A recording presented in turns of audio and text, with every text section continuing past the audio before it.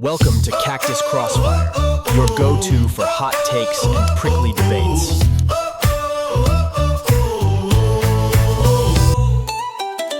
Welcome in. Another episode of Cactus Crossfire. I'm your host, Sisto Abeta, and here, as always, my buddy Eddie Ablisser. Eddie, how you doing today, bud? What's going on, Sisto? Everything is going great. I'm excited to be with you again and excited to be here with our fabulous producer, Gabriel Baca at 8688 Studios.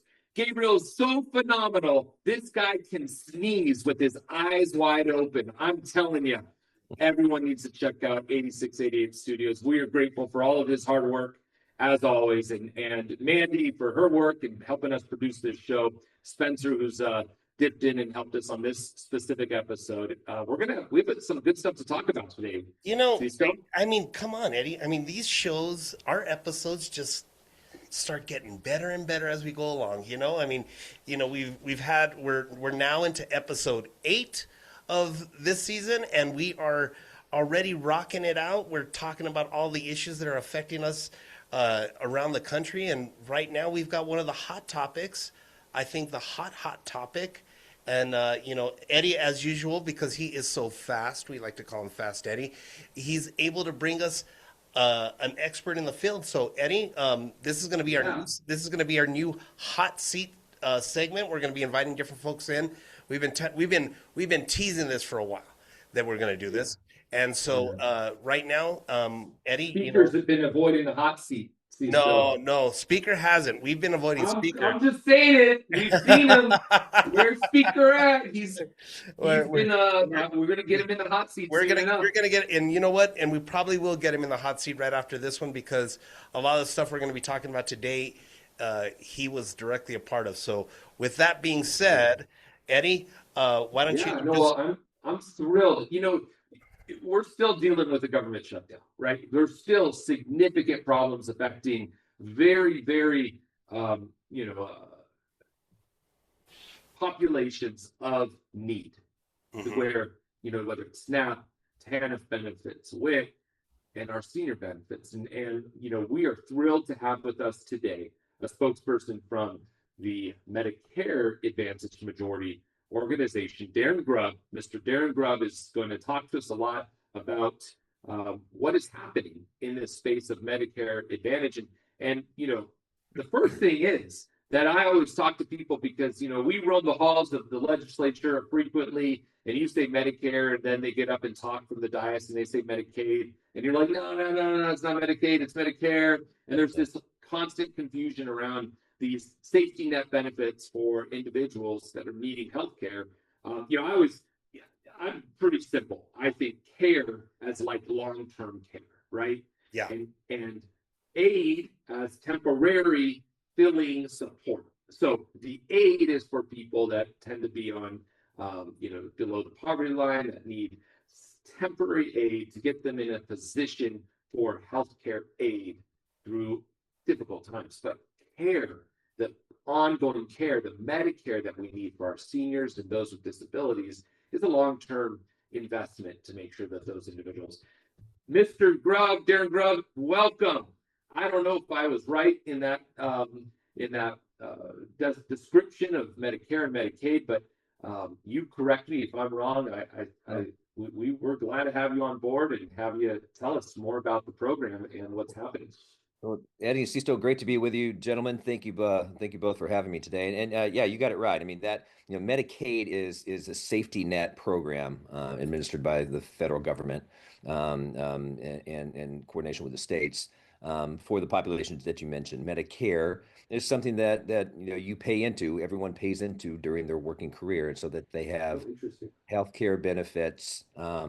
When they retire. And so the Medicare eligibility kicks in when you turn 65 years old. So that is the distinction between the two. And then Medicare Advantage is a public-private partnership plans offered by private providers that we're going to talk about this, that do more than traditional Medicare. It kind of bundles all of the top elements of the entire Medicare program into one plan, with a couple of distinct features and benefits, which I know we'll talk about. Oh, that's great. Well, thanks for that clarification. And Cecil, did you know that? I mean, that's something I just learned right now, that we all, when we pay, the FICA and the Social Security and all those contributions out of our paycheck, we are paying as workers into our Medicare plan. Oh, So that when we are you seniors, remind me of it every time payroll comes around, Eddie. I do. We Are you gotta closer to that or than me? I am a little bit. Well, you can tell in the beard. That's how you can tell that I'm a little bit closer than you. So I've got about 14 more years until no, actually 16 more years until I get there. But I'm close. I'm close. Yeah. Yeah. But I think it's interesting. So what Darren just talked about is that Medicare, there's multiple programs that the federal government via the states offer for seniors or individuals with disabilities. And not all the time are you as a consumer, as a client in the healthcare space able to access all of these different programs. And there was this, a couple decades ago, right? Medicare Advantage was sort of envisioned as this opportunity to encompass that. Is that correct, Darren? It brought all of it together. That's right. That's right. And so, for those who don't understand kind of the differentiation between traditional Medicare and Medicare Advantage, I'd love to share about it. The appeal of Medicare Advantage is that it offers comprehensive, high quality, affordable care that goes beyond traditional Medicare in a couple of different ways. So Medicare Advantage includes most plans include dental coverage, hearing coverage, vision coverage, in-home care services. And importantly, it also includes prescription drug coverage, which is at Medicare Part D. And there's a Medicare Advantage also has another feature really important, which is a cap on out-of-pocket costs. So anything unexpected that comes up medically for seniors on the Medicare Advantage plan over the course of the year, there's a cap on how much that they pay out of pocket every year. And so that's really important for seniors who are on fixed incomes and who want predictability and stability and knowing what they're going to be paying for their medical benefits, especially during the high inflationary, high cost times that we're still fighting to get out of right now. Yeah, and Darren, I mean, you bring up a really great point with that. I mean, Cactus Crossfire, we're focused in a lot of Western states, and here in New Mexico, so many of our population is dependent on Medicare and Medicare Advantage. I was talking to Eddie early on, that my mother was a beneficiary when she was alive of Medicare Advantage. She took advantage of it right away.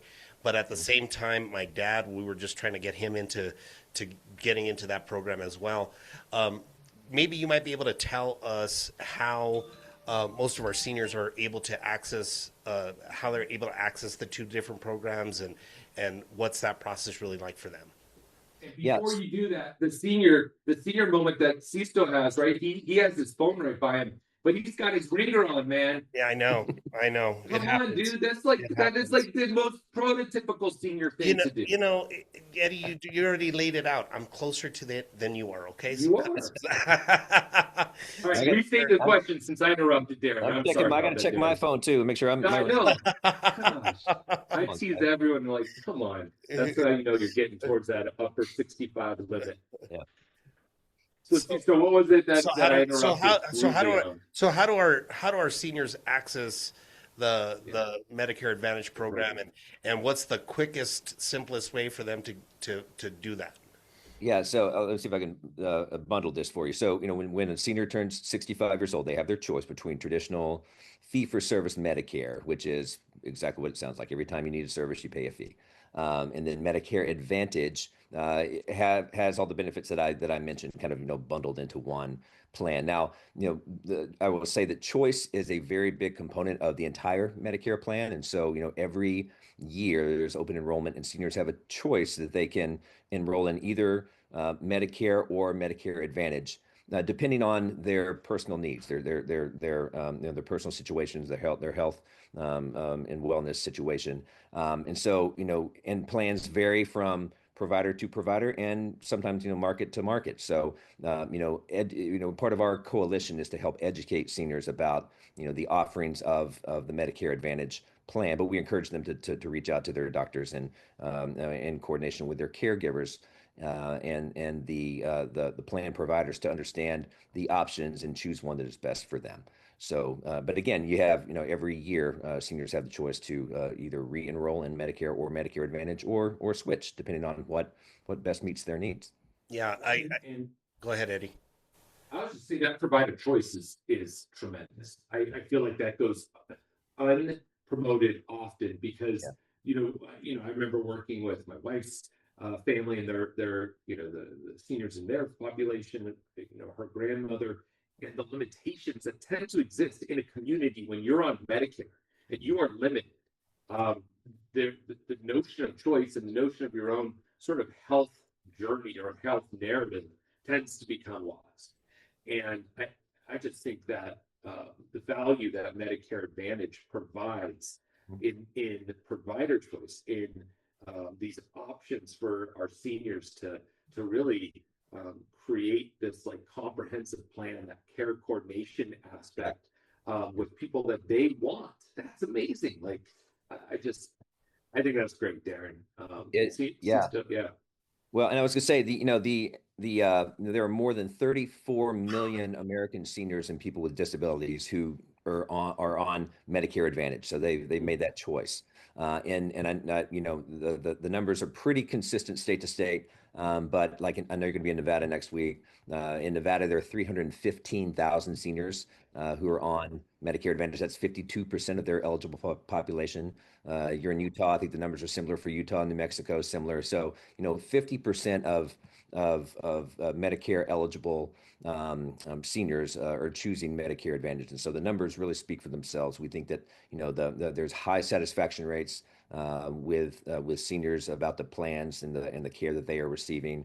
Enrollment rates are high year over year, and so the numbers remain really strong. And the numbers tell the story of why it's been such a success for so many seniors around the country. And Darren, it's here in New Mexico. I can honestly say that one of the biggest reasons that I see a lot when I'm talking with a lot of seniors about Medicare Advantage, one of the things that they appreciate the most is because New Mexico is such a rural state, and they for so long have, when a lot of the times it's harder for them to get into the bigger cities to get to a physician that's covered only under Medicare. But with Medicare Advantage, because you guys have such a broader pool of folks, they're able to get their services and everything closer to home. Is that something that you guys had when this was rolled out as a public-private partnership, that you guys kind of had that in mind and have just continued to flourish in those spaces of rural America? Yeah, yes, and let me say a few things. So you are exactly right that there are gaps in our healthcare system around the country, particularly in the more rural and remote parts of the nation, where healthcare, quite frankly, has been underinvested in for far too long. According to the data, the average person on Medicare Advantage, the rural residents eligible for Medicare tend to have lower incomes and multiple chronic conditions. Yep. And so that, as you pointed out, the care coordination is really important, especially if you're far away from a city center. And so Medicare Advantage can help because it through offerings including telehealth or prescription drug delivery or in-home care. Those are things that can help fill some of the gaps that traditional Medicare doesn't provide. And so again, I think that's incredibly important for our rural and remote communities. I will also tell you, our coalition, we represent, a coalition of caregivers. The entire caregiving ecosystem is what we say. So, in addition to beneficiaries, our coalition is made up of beneficiaries, caregivers, healthcare providers, community leaders. That is who we are speaking about. We don't represent, any one plan in the industry. We're representing those who are most impacted by the potential changes to any Medicare Advantage program. So should funding be cut, that's going to have an outsized impact on those rural communities, on our veterans, on those with disabilities. And so we're very mindful and we're very on guard to make sure that funding is not cut for Medicare Advantage that is working so well for millions and millions of families around the country. Now, with the government shutdown, Darren, is there a threat that the funding might get cut? I mean, or is that on the table? It was during the recent reconciliation, not to use a big DC word on a podcast because no one understands what that means. But during the budget battle this summer, it was raised that, and you saw a lot of government programs get cut or funding redirected. And so we understand the desire, in many ways, the need to cut costs in the federal government. But our belief and our strong view is that it cannot be done on the backs of seniors or at the expense of the healthcare that they rely on. Using seniors' healthcare as a pay for is bad policy, but it's also really, really bad politics. And as I said, funding cuts would pass billions of dollars onto families, and seniors are going to pay higher deductibles. They're going to have higher premiums, higher out-of-pocket costs. They're going to have less access to the doctors and services that they need. And so our coalition helped to rally seniors and caregivers around the country to make their voices heard during that budget process. And so they did so by reaching out to their members of Congress through phone calls and emails and texts and showing up at town halls to share their story, talking to local media to share their story. We believe Congress got the message, heard loud and clear from seniors that the critical program serving seniors at every income level, every tax bracket, but particularly our more vulnerable seniors who have, on average, the Medicare Advantage average is $25,000 a year in income for the average beneficiary. And so these are important programs, and Congress should remember that they are charged to stand up for seniors. Seniors are paid into this program, as I said, their entire careers, and they deserve the flexibility of choice, but also the peace of mind knowing that their healthcare is going to be provided for, that they rely on. Wow. Well, it sounds to me, Sisto, that our viewers who are very active in the political space, I mean, you have aunties, you have uncles, you have grandmas and grandpas, you have parents that will be using this program. You might end up having that opportunity where you yourself want to participate. Listen, we've got some great leaders across the state of New Mexico, from Ben Ray to Senator Heinrich. We've got some awesome killer leaders in Nevada with Cortez Masto and Rosen down in Arizona. You've got Kelly and my good friend Ruben.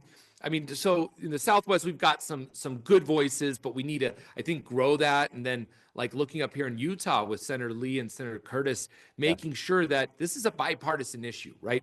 And tell the senators, tell the congressmen and women that let's invest in Medicare Advantage. That seems like a reasonable, common sense, kumbaya. Let's get all the R's and D's together and do something good for the country. Yeah, that's right. And here's the bottom line. President Trump campaigned on protecting Medicare.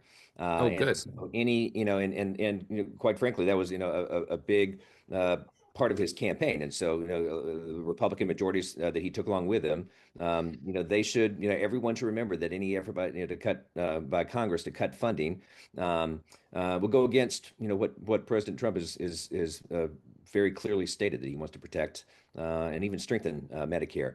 I'll tell you something else. You're talking about seniors being active. And you're right. It is, again, the entire caregiving ecosystem, not just the seniors, but the spouse that may care for them, or perhaps it's a child or even a grandkid who's caring for a senior. They are very aware of the benefits and offerings and what Medicare Advantage provides to them and their families on a daily basis. We recently did a poll of caregivers around the country, and we found there's very high satisfaction with the Medicare Advantage program, but there's, again, very high awareness of the program and the benefits. And if you think about the politics of it, seniors are a critical voting block. In 2024, more than I think more than 40 million seniors voted, which is the highest turnout of any age group. And they are the deciders. They can swing an election, and so this is an issue that they're very much paying attention to. Another poll that we did showed that 69% of seniors are less likely to vote for a member of Congress who supports cuts in funding to Medicare Advantage. And so, Wow. I think you can make the argument that Medicare is the new third rail of American politics. And we are encouraging seniors to stay active, stay engaged, make their voices heard. Again, the notion of cutting funding for Medicare Advantage was taken off the table because seniors stood up and made their voices clear. That's fantastic. Stay on our front foot going forward to make sure that this doesn't happen. When Congress comes back in session, when they figure everything out. Yeah, and you could and Darren, a lot of what we do is we do assist a lot of different candidates on a local level and discussing that thing, and we've been hearing amongst the other chorus of issues that have been coming up. This has actually started popping up in our states because our states are actually having special sessions and talking about, if the cuts come, where do we fill the gaps? Because we can't see these programs disappear, and they're being very vocal to their congressional delegations about, we're willing to support you, but you guys got to meet us halfway and kind of get us over the line so that we can, make sure that we are covering our, portion of the deal, but at the same time that you guys are holding up your end. So in those conversations that you're hearing throughout this whole discussion, and to use the caregiver ecosystem, there's a lot of folks that are in need of those extra. I know, like with my dad, when we were looking at it, it was simply because of the additional caregiver support that he would have gotten, somebody to help him, come in and help him clean his house and do his and help him get bathed and those types of things, which alleviated a lot of the stress for my sister and I in that whole ecosystem of saying, we have support. And at the other end of that is one of the great things that I saw in the program when we were looking at it is that there was also hotlines and outreach individuals that we could call and talk to about what was happening with Dad as he was slowly starting to decline, and what resources we could access through Medicare Advantage that were not a part of Medicare. And we just wanted to make sure that we were able to be providing him this quality of life, and I'm sure so many other families. So on the typical Medicare Advantage user, what are they kind of looking for when they're looking to Medicare Advantage? What types of programs that you guys are offering that's not a part of the regular old program that you guys are just excelling at? Yeah, well, I think we're of the same age range, you and me, and so we are members of. I'll start with this. We are members of the sandwich generation, right? Yes. So, for example, my wife and I, we have young kids at home to take care of, but we have, like you, we have aging parents and aging family members who need more help and care and assistance than they did even a few years ago. And so, the responsibility we feel to help to manage their care is becoming real. And so, it gives us significant peace of mind that Medicare Advantage does provide all of the services and all the offerings kind of bundled together and helping, millions of families balance work and raising their own kids and caring for the seniors in their lives. And again, the cap on out-of-pocket costs is really important, again, during these kind of high inflationary times. And so, from our polling, the things that stood out were, again, the awareness of the benefits. Care coordination ranked very highly, which is important, and how that can save time and money. The poll results said, depending on whether caregivers had children or not, would save between 5 and 10 hours a month, which is significant, and save over $1,000 per year. And so that means that they've got the ability to continue going to work and showing up for work every day, picking up their kids from school, checking in on their loved one.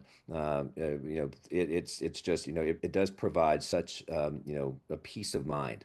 I keep saying that, but it's so true, because it's just peace of mind for the caregivers who are balancing so much. And so there are millions of families like that out there around the country. And again, if you do the numbers, 34 million seniors on Medicare Advantage. You put even one family member, one caregiver against that, that number doubles of people who would be impacted. I mean, there's a downriver impact on caregivers should these programs be underfunded or funding cut for critical elements of the Medicare Advantage program. So that's why, again, our coalition representing the entire caregiving ecosystem. That's why we're focused on this issue and making sure that people. Well, we're political beasts, and I know we're running near the end of our time together, Darren, but we're political beasts. And I hear you say all this, and of course my mind goes to, oh man, you must be a political idiot if you choose to come out against Medicare Advantage. To me, that seems like the most insane stance that someone would try to take, or even if you vote against it in Congress. And so, I think, man, what a great opportunity for leaders across the Southwest, the West Coast, Northwest, to grapple with this aging endemic that's coming, and how do we care for our seniors and people with disabilities, long-term care.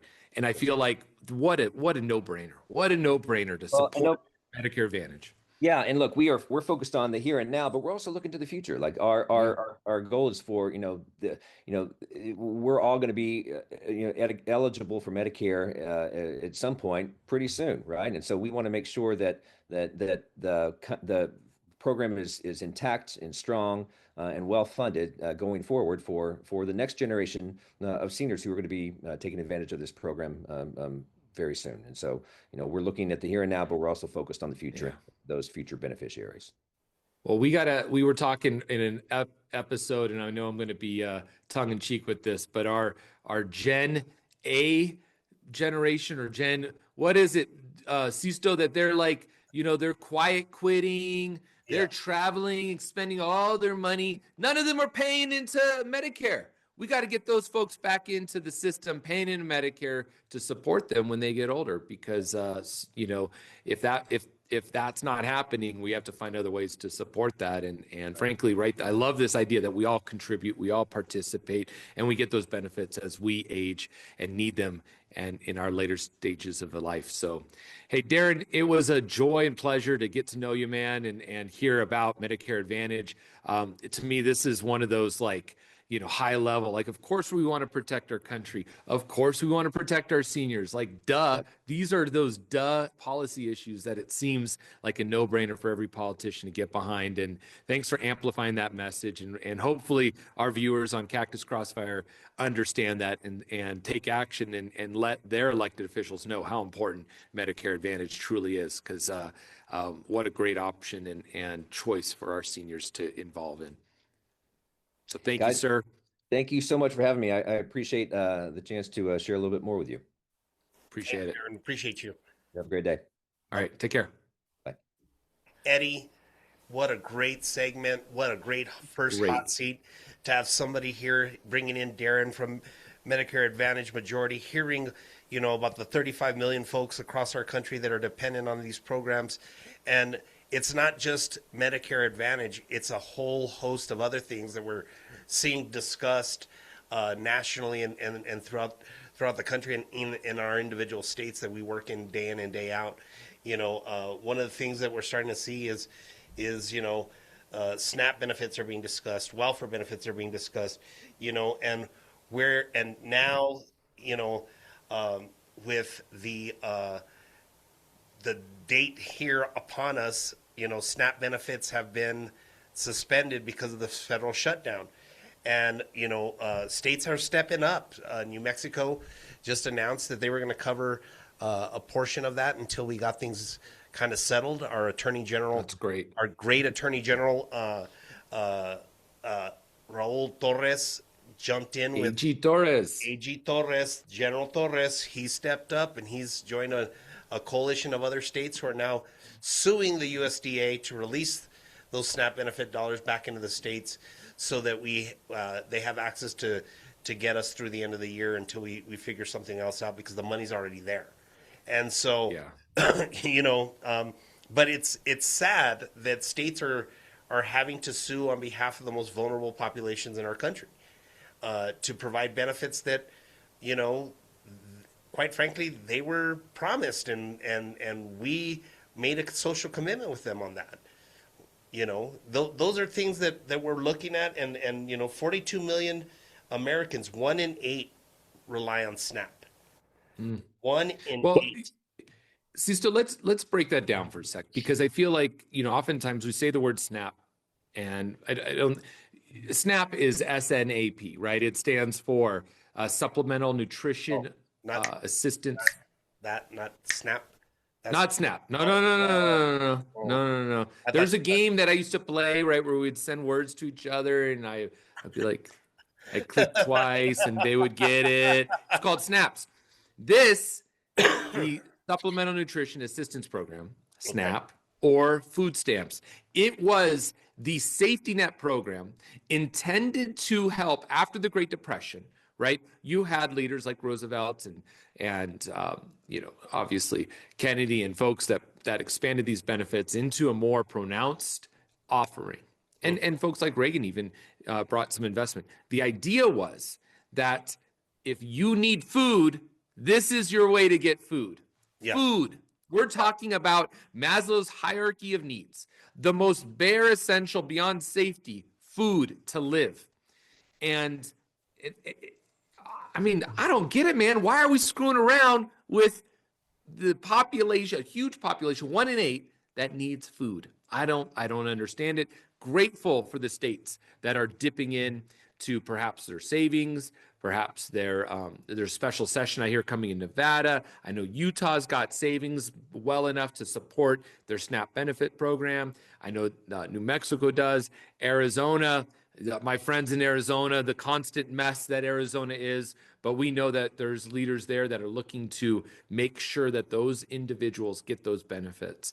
I just don't understand why we're playing hot potato, right, with a program that is so important to the most vulnerable populations in our country. You know, and you know, we talked about him early on in the show, kind of jokingly, and I'm sure we'll have him in to discuss a lot of this. But Speaker Martinez here in New Mexico, you know, him and Governor Lujan Grisham just did a press conference earlier this week, talking about how they're filling these holes and how they're disappointed in the federal government of saying, you know, we're going to go after the people who need these benefits the most for a political win.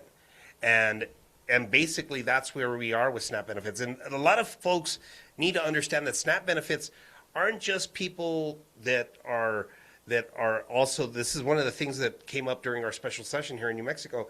SNAP benefits aren't just for people who are low income and can't afford food.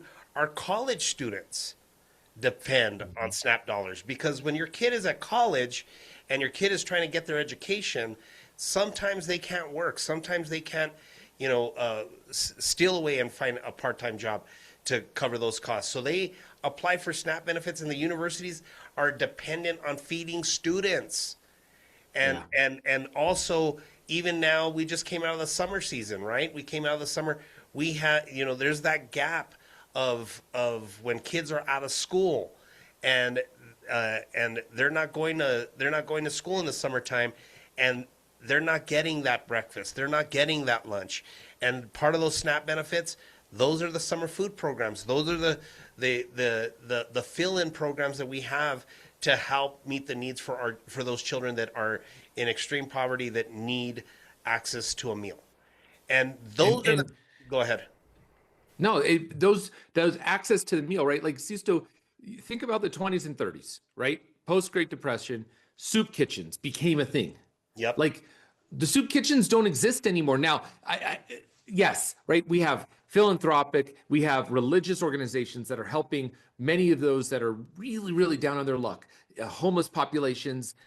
You know, I know that one of the things that my family and I love to do is go and serve and provide food to individuals around the holidays, at a you know, church, and so a food kitchen, a pantry, but that's what SNAP was intended to be. It was to provide that value and benefit to individuals that are on the in-between, right? That aren't standing in these long lines.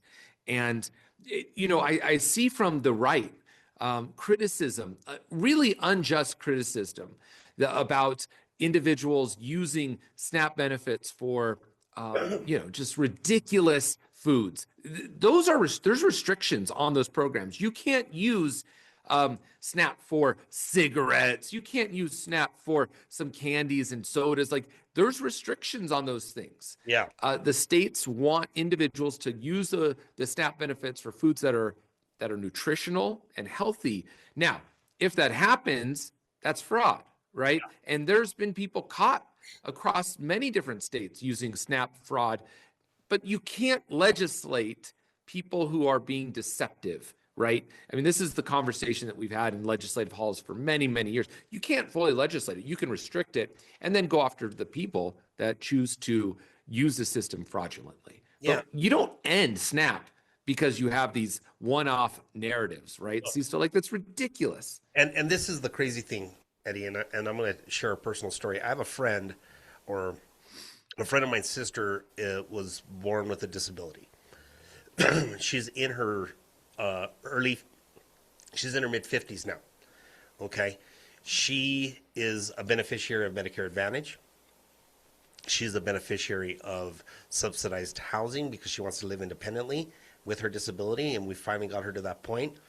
And I got a phone call from her a couple days ago, freaking out because she also receives SNAP benefits. And she was scared, beyond scared, that in the coming days, she wasn't going to get her benefit at the first of the month. And what she was scared about, Eddie, and this is the crazy part to me, it was $300 to her. That's what she was getting in her benefit. $300 a month. And as much as people think that there's waste, fraud, and abuse around these programs, they're regulated where they knew that she had her disability benefit coming in. She has all these other benefits coming in. But they knew that there was a gap. They knew there was a food gap. And now she's asking friends and family, hey, can you help me buy food this month? And she was reaching out to me, and she lives literally like 2 blocks from me. And I said, you know what? Of course, I'll help you out with what I can. Went over to the local grocery store and got her a couple of gift cards so that she could just go in. But at the same time, you're right. I mean, we're sitting on a political landmine that Congress needs to stop playing football with the poorest of the poor simply because they want to make a point. Yeah. And while the president and his friends can find $230 million to remodel the White House from private donors, we here in the States, in the state of New Mexico, and we're having to make up those dollars to find a way to feed people. Not so that they can have a ballroom, but so that they can have a great dance. We're finding ways to feed people in our states, and we're going to be scraping and scratching as we come along and as we limp into the next couple of months. But this cannot be sustainable. And this is the political football that, it's funny when you hear people like Marjorie Taylor Greene, who I, typically never agree with, sounding more and more like me on this issue in her state and what's happening to folks in her state. And her railing against, the administration and her colleagues about, this has got to stop. We've got to stop doing this, Eddie. Yeah, it frustrates me. Listen, you and I come from a deep history in the Democratic Party, and it's our job. Part of the conversations I've had some folks say, Eddie, why do you guys harp on some of our Democrats? Why aren't you focusing on the Republicans? And I'm like, listen, man, we're focusing on the Republicans. We are. Like, there is no one is getting off scot-free, and we're going to talk about that a little bit here. But the other thing is, we care about the advancement of good policy. We care about the advancement of bipartisan health in our countries, in our states. We care about the health of the Democratic Party. And one of the reasons why Sisto and I are focusing a lot on the Democratic Party, because we're seeing the quote unquote Occupy Democrats movement that have now occupied Democrats and now sort of taken over Democrats. That's why we were ripping on it a little bit, because we see a future that is going to be harmful to Democrats. But we're also looking on the flip side, and you have, the Secretary of Doge, right? Good old Mr. Tesla himself, line car Teslas, Elon Musk, was just on Joe Rogan this week. And I don't know if you caught this, Sisto, but the dude is out there saying, oh, Democrats, they're trying to, move through this process on SNAP because these welfare programs attract illegal immigrants, is what he said, right? Undocumented individuals to come to our country to abuse our welfare program and then somehow illegally vote in elections for Democrats to support this cyclical, supportive, ridiculous narrative. The fact that is his message, right? Well, it's just idiotic. but that's it pisses me off. That's the scare message. That's the scare message. And of course they think that they're getting it for free, right? That they're just showing up and that they're applying for it, and we're saying, "Oh, hello, Mr. Immigrant, here's some free money." No, that doesn't happen. It's never happened. The people who have an immigration status have paid into the system. They pay into Medicaid. They pay into Medicare. They pay Social Security. Social Security. And then Yep. they never are able to access it because until their citizenship is certified. But these programs, they've paid into it. And actually, when you do the math, they actually access it less. They access these programs less than everybody else. Why? And why have they been accessing even more or less in recent times? Well, we talked about that. Yep. The I squad's rounding folks up, and they're afraid that if they apply for these benefits, that they probably might be deported, because they apply for the benefits and they have their information, and all of these things that they're doing out there that our Doge friends and other folks are trying to say are a bigger issue. I can't say, I worked in the Office of the Superintendent of Insurance here in New Mexico for a number of years, especially and looking at Medicare and Medicaid and how that operates as an insurance program in our state.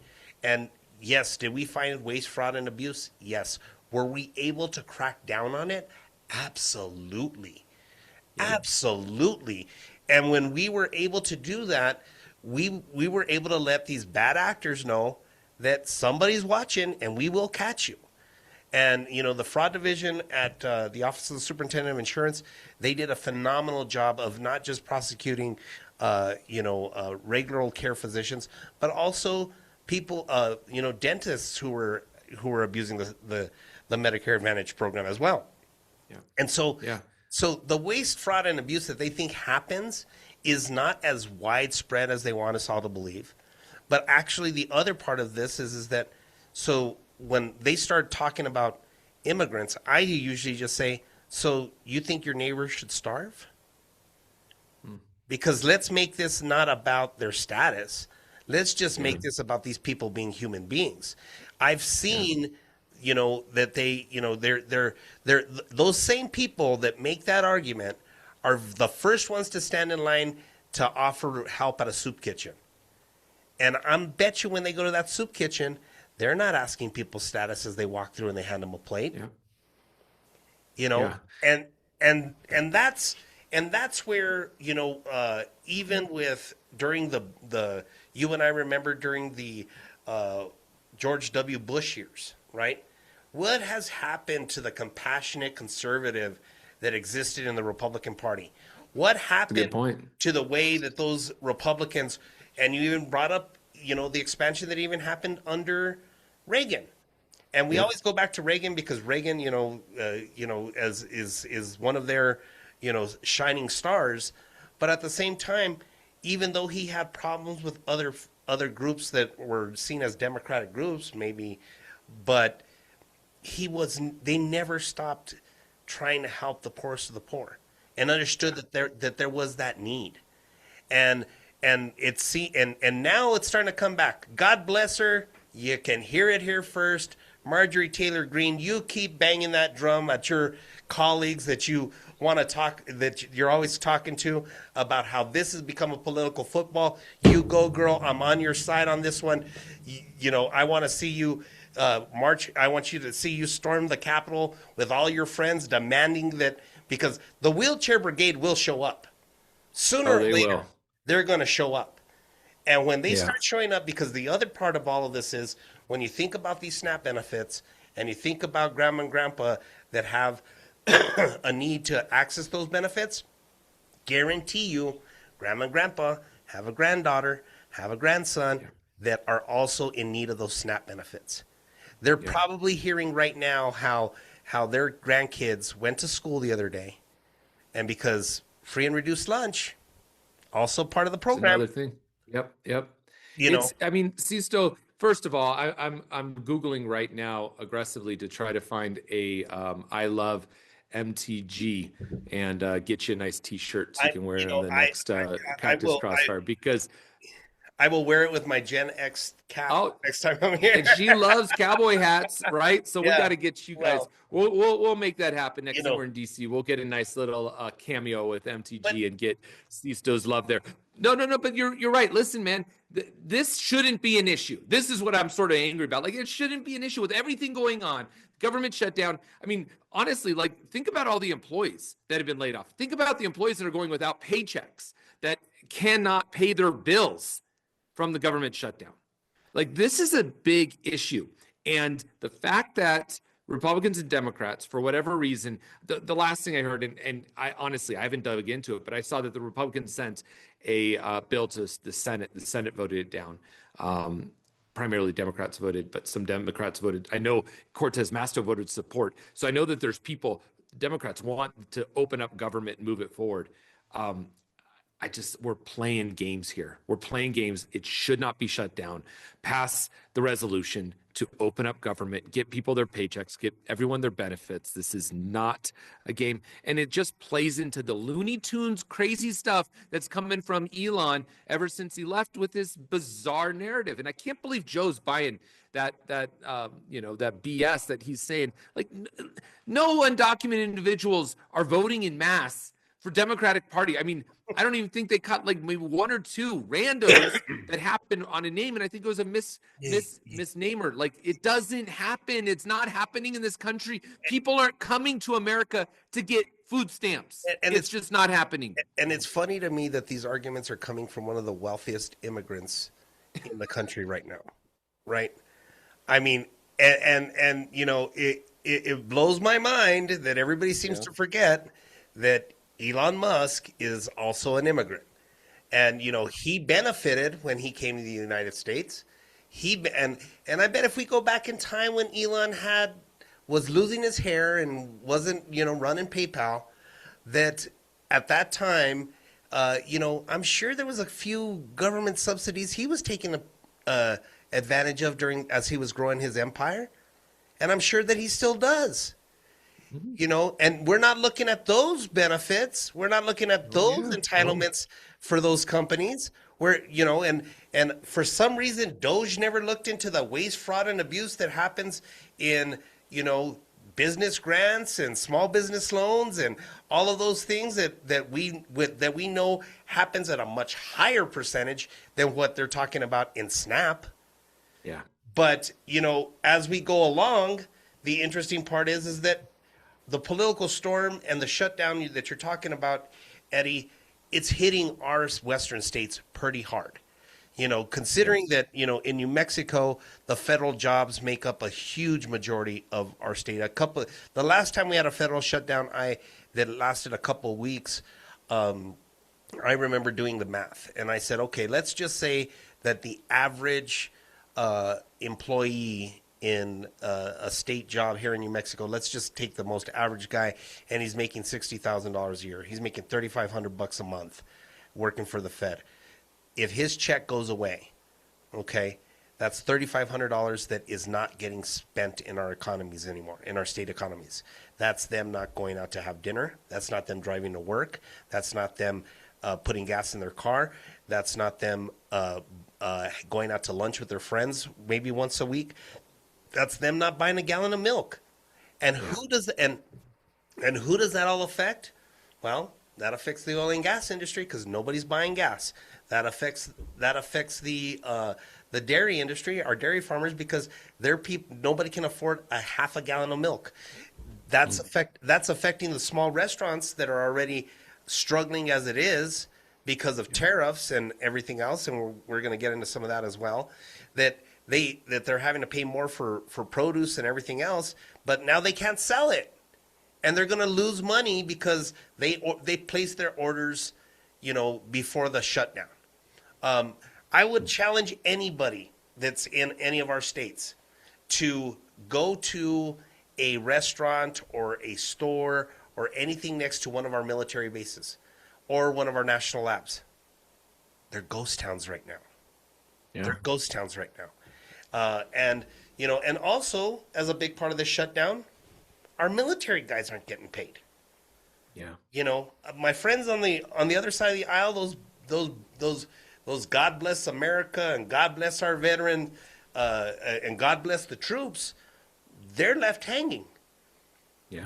They're out there wondering if they're going to be able to have money to go to the commissary and grab food, because this administration hasn't said that they're going to open up the commissary so that our troops can continue to be fed.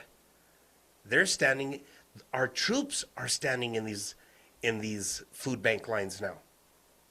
The people who stand up for all of our rights in foreign countries and to also that may be now deployed to help with the amazing peace deal we have in the Middle East, they're not going to be fed in preparation of that storm coming forward.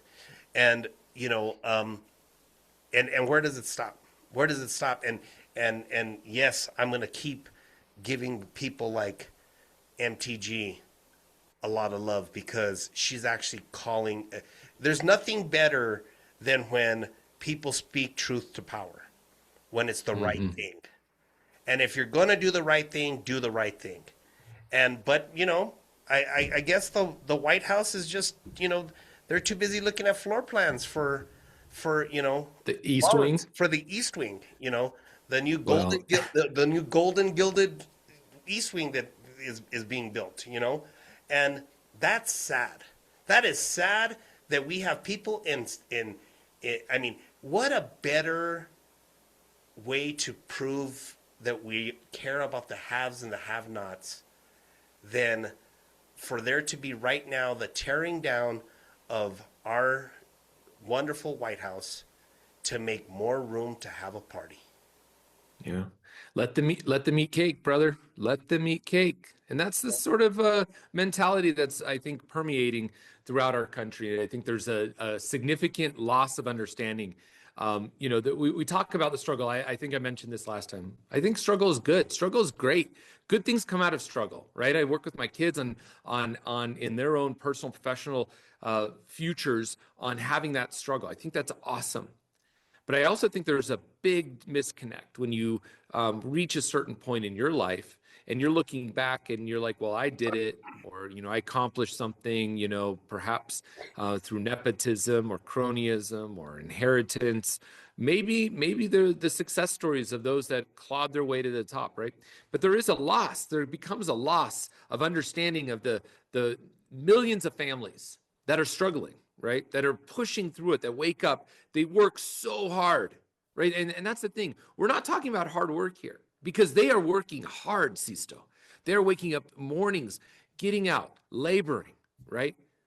And yet inflation, cost of living, benefits and standards, that we continue to squeeze that middle. And we're losing that middle class as a result of the lack of investment in those spaces, right? This episode, we haven't talked at all about the federal investments in business and research and development in the middle incomes, the small business administration, right? We do a lot for our big business. There's a lot out there for big business and corporations that are working in the billions of development. And we get it, right? There's an argument around trickle down. I don't want to get into it now, but we know that there's great jobs that come from it. It helps advance technology and move in a place and space where we can be more efficient about the work we do. The struggle is by squeezing that middle class, squeezing them out, and increasing more of our lower income populations, because we're not investing in the middle class and investing in making that a healthy reality in this country. We are coming into this cultural war. And that's what you see happening between a very wealthy president and his wealthy administration, where there's a expenditure and investment on the Donald J. Trump dance floor, right? Yep. Versus the terrifying reality of going without food today for families because SNAP benefits appear to be, cut or limited in some of these states. Now, again, we know that now state leaders are stepping up, filling the void where federal leaders have failed. And they need to be applauded, right?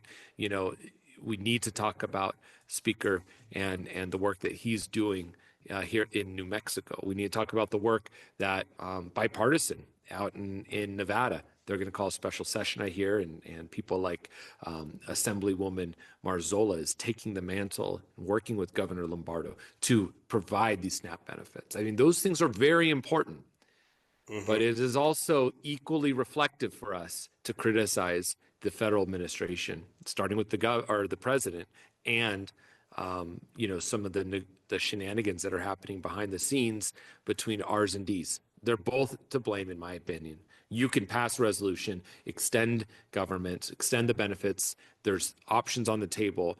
Don't play politics and try to get as much as you can or squeeze as much as you can out of this crisis with individuals all across the country.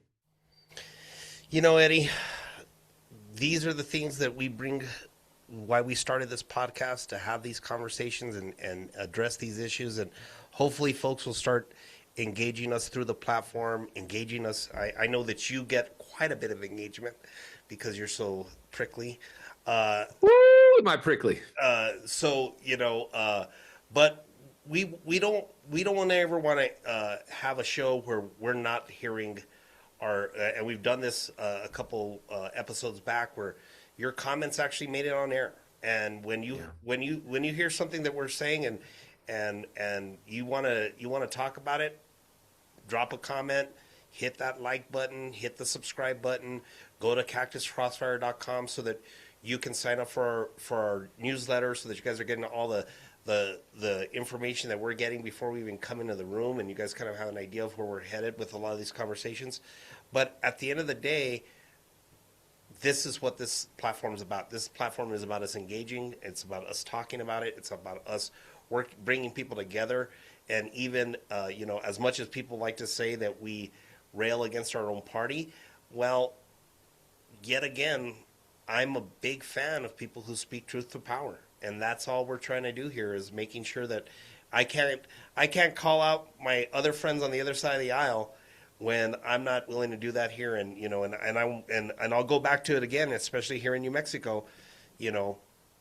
Our friends and the D's and the R's need to take a look at the New Mexico State Senate and our leader Peter Wirth and our minority leader William Scherer about, yes, they don't agree on everything, but what they do agree on for sure is doing what's best for New Mexicans. And so my hat's always off to them. But as we move forward, Eddie, we're at that time in our program where it is time for our tri-takes.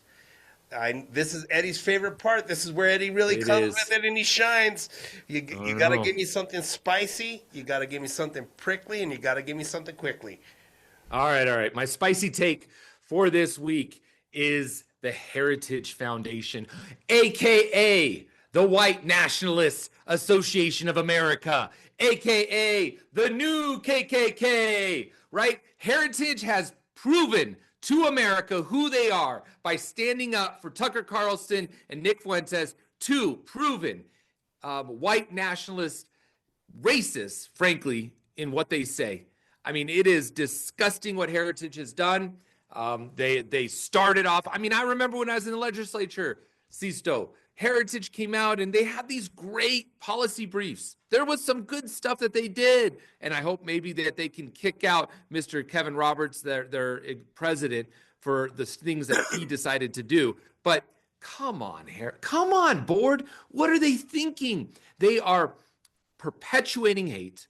They are giving a platform for hate-based talk. And I think it's time that Republicans across the country distance themselves from Heritage. Heritage is an extremist organization. Hamas on one side, Heritage on the other. Let's go. Okay, so that's your spicy. That's my spice. Okay, you want to hear my prickly? What's your prickly? Give us your prickly. Oof. Democrats, what are you doing? The leader of the Congressional Caucus, Hakeem Jeffries, came out in support of a extreme Democrat socialist whose policy agenda does not even reflect the Democratic Party, Sisto. But Hakeem Jeffries, a New York congressman who is voted on to lead the Democratic caucus in Congress, came out and supported this individual, I believe, for political expediency, for fear of retribution against his own primary. I think it's sad. I think it's weak. I think it's dangerous. He's giving a platform to the extreme portions of the Democrat Party. I'm prickly about this, and I'm angry. Hakeem, you should know better. Come on, man. Pull back that endorsement. Cuomo's a Democrat. I don't know what they're all afraid of, but endorsing a Democratic socialist like this, all it's going to do is hurt the party. All right. And now we come to your quickly. My quickly. All right, here's my quickly. The trade agreement that Trump signed with China is huge. I can't understate that. This was one of the biggest things. Look at the economy. Listen, I haven't criticized. I criticized the tariffs. We've talked through that. But quickly, the trade agreement with China is going to be tremendous for this country. Everyone needs to take a look at that and watch the effects of how it comes out. All right, Sisto, you give me something spicy. Spicy. My favorite monarch, King Charles, has now kicked his brother out of the family. Oh. He's no longer a part of the monarchy. He's going to be subject to, he doesn't have amnesty anymore. He's going to have to answer for his indiscretions within the Epstein world. And so my question becomes, if the oldest monarchy in the world can stand up and say, what happened with Epstein was wrong and our family was a part of it, and kick your own brother out? Sounds to me like the president's got a file on his desk that he needs to let go of. That's my spicy. That's pretty spicy. So at prickly, I'm Yes, gonna take a little bit of personal a little bit of personal with this one. The NFL, my Tampa Bay Buccaneers, and the NFC right now leading the NFC East with a 6-2 win. We're gonna do it again, boys. We're gonna do it again, boys. I feel it. It's coming. I'm just saying right now, if you get a chance, get out and support my Buccaneers because they're looking good. They're looking good. So that's my prickly. And hey, now, Sisto, before you go to quickly, how much does a pirate charge for a cob of corn on the cob? I don't know. How much does a pirate charge for a buccaneer? A buccaneer. There you go. A buccaneer. And quickly, Governor Michelle Lujan Grisham recently hosted the ambassador to Japan to New Mexico, has now signed a very lucrative trade deal with Singapore and Japan, We're going to be looking at exports that are going to be beneficial to the state, that may actually help us spur the economy in New Mexico. Governor Michelle Lujan Grisham putting another check mark next to her name in regards to legacy and becoming a leader in international trade, even when our president won't do those things for us. So big ups to her.